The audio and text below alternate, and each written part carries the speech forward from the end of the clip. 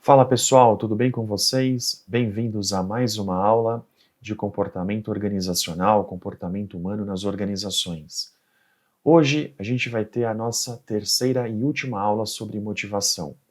Vamos relembrar um pouquinho. Na primeira aula, a gente viu a diferença entre motivação intrínseca e motivação extrínseca, ou em outras palavras, motivadores internos versus motivadores externos.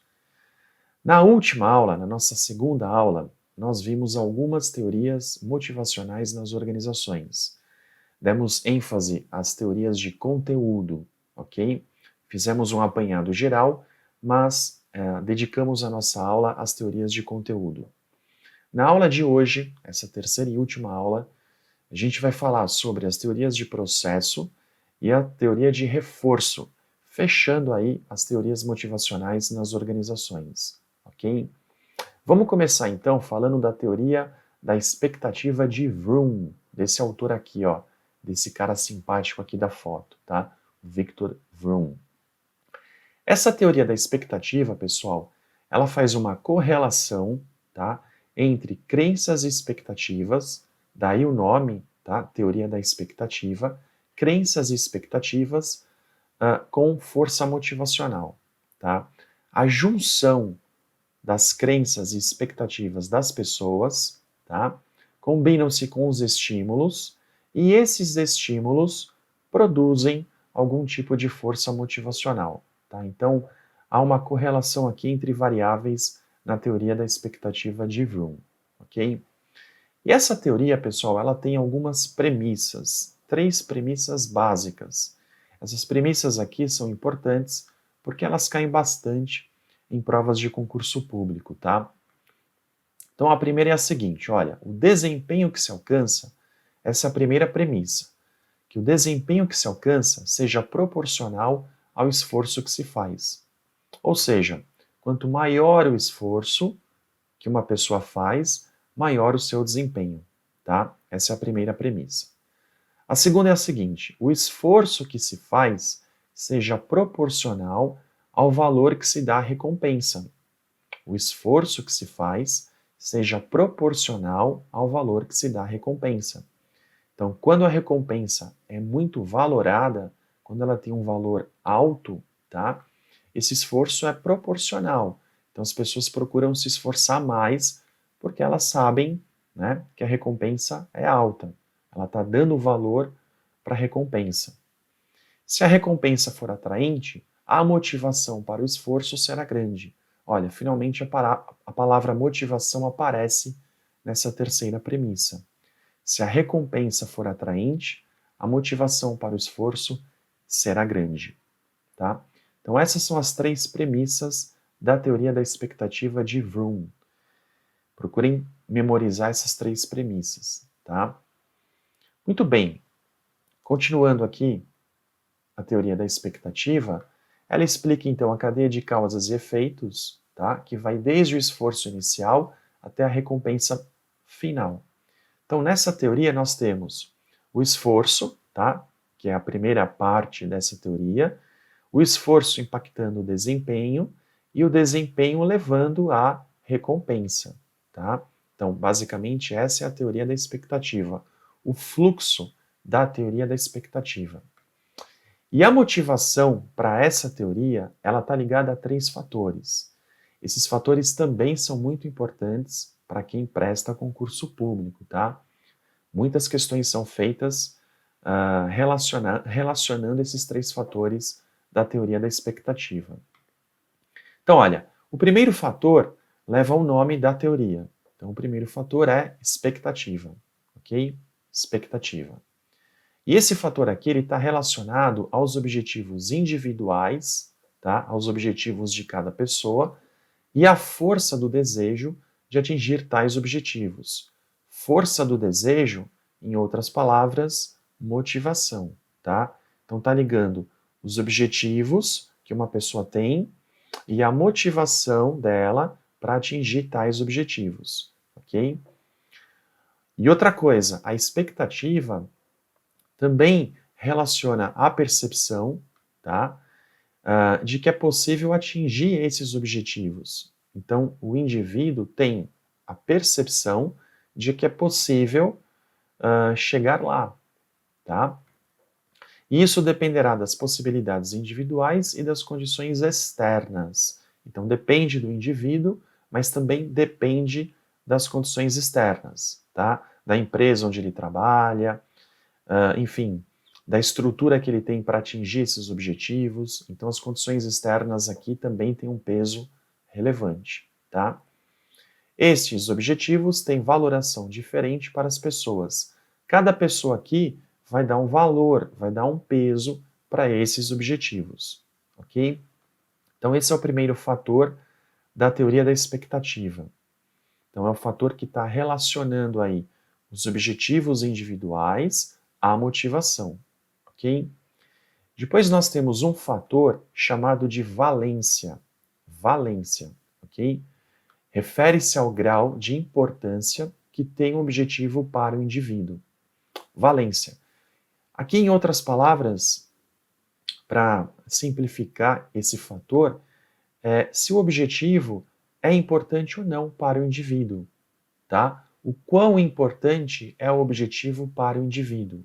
É um complemento, então, desse primeiro fator aqui, expectativa, tá? Que está ligando aqui os objetivos individuais à motivação para atingir esses objetivos. E, finalmente, a instrumentalidade. Instrumentalidade é a possibilidade da ação de se atingir o objetivo ser recompensadora. Ou seja, será que esse objetivo vai ser recompensador? Vale a pena? Tá? Então, é a possibilidade da ação de se atingir o objetivo ser recompensadora. Será que todo o esforço que eu estou produzindo, que eu estou fazendo, lá no final, quando eu chegar à minha recompensa, terá valido a pena? Tá? É isso que fala a instrumentalidade. No próximo slide, a gente vai ver uma figura que representa esses três fatores. E aí a gente consegue entender isso melhor olhando essa figura, observando essa figura. Aqui nós temos, olha, a teoria da expectativa de Vroom.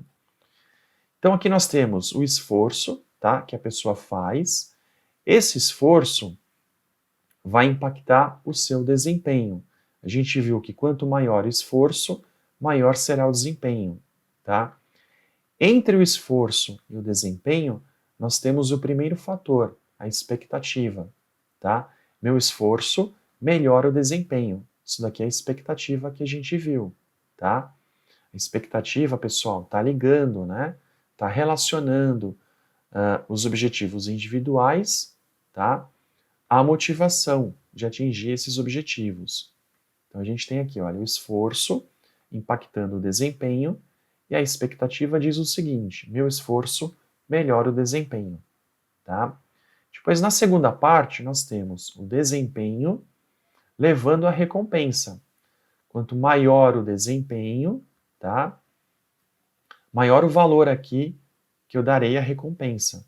E aqui nós temos a instrumentalidade entre o desempenho e a recompensa. Meu desempenho traz recompensas, tá? Aqui, quanto maior o desempenho, maior a valoração, a recompensa, tá? E a valência, pessoal, a valência está aqui do lado de fora, tá? As recompensas são atraentes e valiosas. A gente viu aqui, tá? É o grau de importância que tem o objetivo para o indivíduo. Como é um valor, tá? Como é o grau de importância que eu dou para o objetivo, tá? A valência fica de fora aqui desse fluxo, tá? Então as recompensas são atraentes e valiosas. É o grau aqui de importância do objetivo para o indivíduo, ok? Então essa é a teoria da expectativa de Vroom. É a primeira teoria de processo que nós estamos estudando hoje, tá? Nós temos 3 teorias de processo, essa daqui é a primeira. Muito bem, pessoal, ficou alguma dúvida? Eu espero que não. Se vocês tiverem alguma dúvida, vocês podem deixar aí nos comentários, ok? Eu espero que vocês não tenham dúvidas aí em relação à teoria da expectativa. Muito bem, seguindo aqui, nós temos a segunda teoria de processo, que é a teoria da equidade, de Stacey Adams, tá? Esse é o autor aqui que elaborou essa teoria da equidade. Pessoal, o que é equidade? Tá?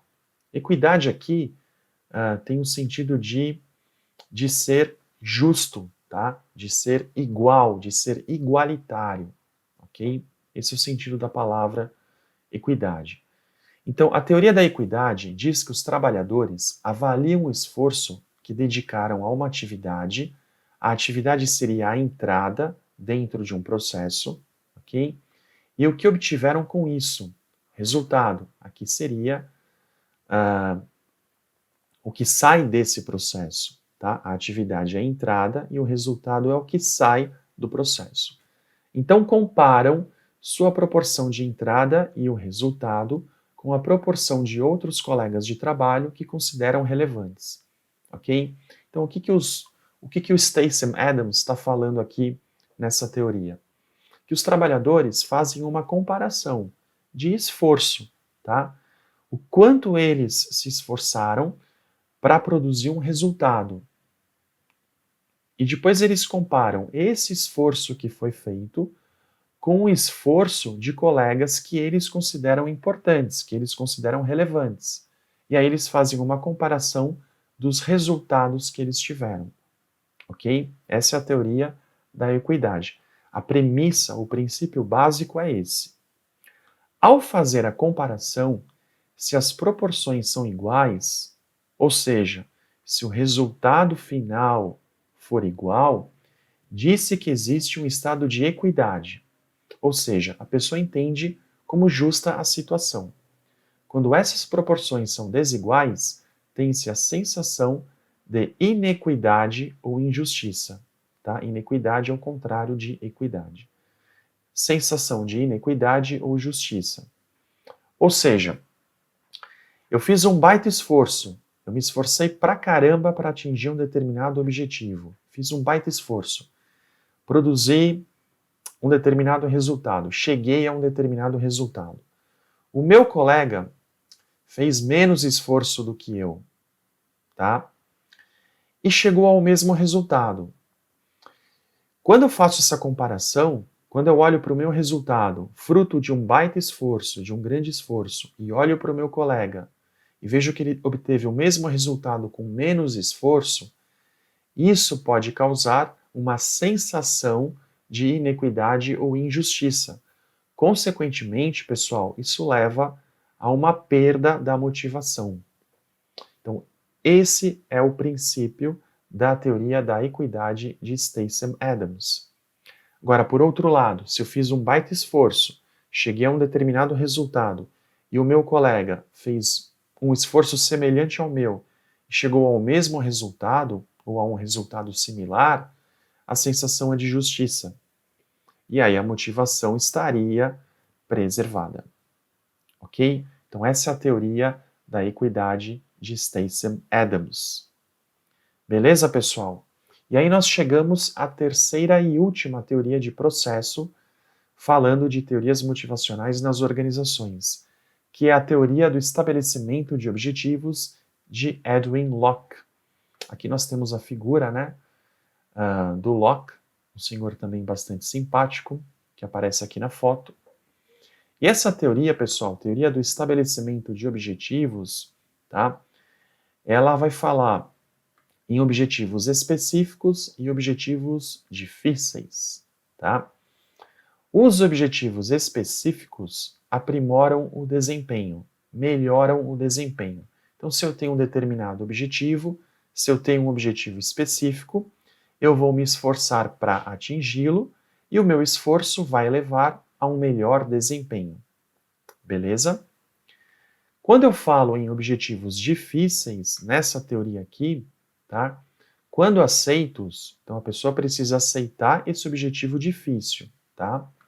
Acarreta um melhor desempenho do que as metas mais fáceis de serem alcançadas. Em outras palavras, quanto mais difícil for o objetivo a ser alcançado, se esse objetivo for aceito pelo indivíduo, ok? Maior será o desempenho. quanto mais desafiadora for a tarefa, maior será o desempenho, ok? Isso é importante da gente gravar aqui na teoria do estabelecimento de objetivos do Edwin Locke, ok? E essas intenções aqui, olha, expressas como metas, podem ser fonte de motivação para o trabalho, ok? Essa teoria aqui é mais simples de entender, né? Então aqui a gente precisa se lembrar de objetivos específicos e objetivos difíceis. E aí, para finalizar essa nossa aula, a gente vai falar sobre a teoria do reforço de Skinner. Então a gente viu aqui, olha, três teorias de processo, ok? A teoria da expectativa, a teoria da equidade e a teoria do estabelecimento de objetivos. E agora a gente chega à teoria do reforço de Skinner, tá? Uma teoria aqui bastante popular também, bastante famosa, essa teoria do reforço de Skinner. Skinner é este rapaz aqui da foto, também bastante simpático, né? Bastante animado, este senhor aqui da foto. Muito bem, a teoria do reforço, pessoal, ela é uma abordagem comportamentalista, tá? Então ela é uma abordagem que foca no comportamento das pessoas, ok? E ela diz o seguinte, que o comportamento do indivíduo pode ser controlado por meio do reforço. O que isso significa? Quando o indivíduo dá uma resposta adequada, essa resposta deve ser reforçada para que ela se repita. É mais ou menos o que acontece quando a gente adestra um animal, tá? Um cão, por exemplo. Toda vez que o cão se comporta adequadamente no sentido de que o comportamento é aquele que nós esperamos do cão, tá? O que nós fazemos para adestrá-lo? Nós damos uma recompensa ao cão, tá? Ele recebe um biscoitinho, ele recebe uma comidinha que ele gosta. Então, toda vez que ele se comporta como nós esperamos, nós damos essa recompensa. Isso reforça o comportamento esperado do cão, tá? Então, a mesma coisa aqui vale para uma pessoa. Então, toda vez que essa pessoa se comporta adequadamente, tá? Ela dá uma resposta adequada a um estímulo, a gente procura reforçar, tá? Esse comportamento. Pode ser por meio de um elogio, ok? De um incentivo. E eu posso falar de um incentivo motivacional, de um incentivo financeiro. Então, sempre que esse indivíduo se comporta adequadamente, ele recebe uma premiação, tá? Um prêmio. Outra coisa, pessoal, embora não possa ser considerada uma teoria motivacional, tá? O Robbins, que é um autor importante aqui de motivação, ele diz o seguinte, que inúmeras pesquisas indicam que as pessoas empenham-se mais em tarefas que recebem esforços do que nas demais.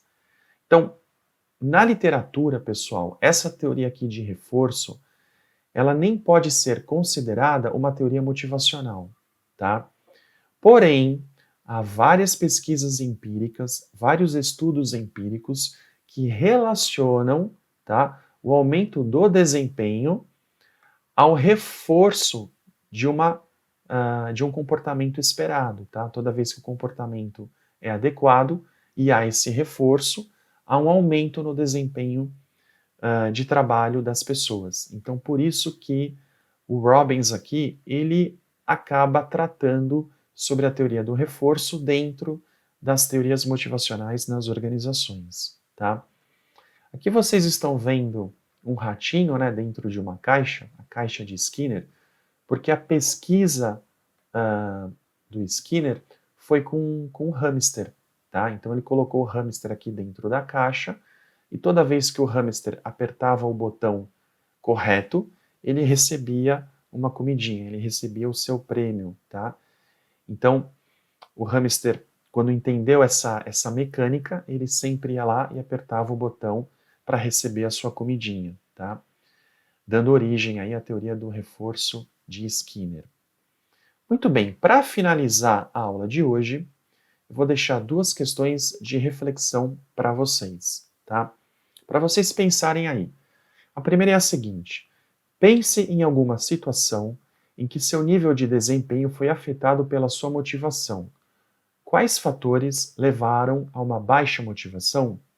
A gente falou sobre teorias de processo, e aí a gente fala sobre a correlação existente entre desempenho, né?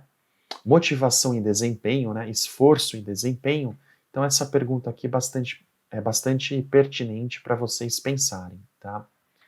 A segunda é a seguinte: quais as características que diferenciam as teorias de conteúdo, processo e reforço da motivação? Aqui é uma questão de revisão, tá? Então, na segunda aula, a gente viu as 4 principais teorias de conteúdo. Na aula de hoje, a gente viu as 3 teorias de processo e a teoria de reforço da motivação. Então, quais características fazem a diferença entre elas? Tá? Por que eu agrupo aquelas 4 teorias como teorias de conteúdo, essas 3 que nós vimos como teorias de processo e a teoria de reforço? Quais são as características que fazem com que elas fiquem agrupadas dessa forma, tá? Uma revisão aí para vocês. Beleza, turma? Com isso, nós encerramos o tema da motivação com essas 3 aulas que nós tivemos, ok? Nas próximas aulas, a gente vai falar sobre liderança, tema também bastante importante, bastante pertinente dentro da disciplina de comportamento organizacional, ok? Espero que tenham gostado, um grande abraço, bons estudos, tchau!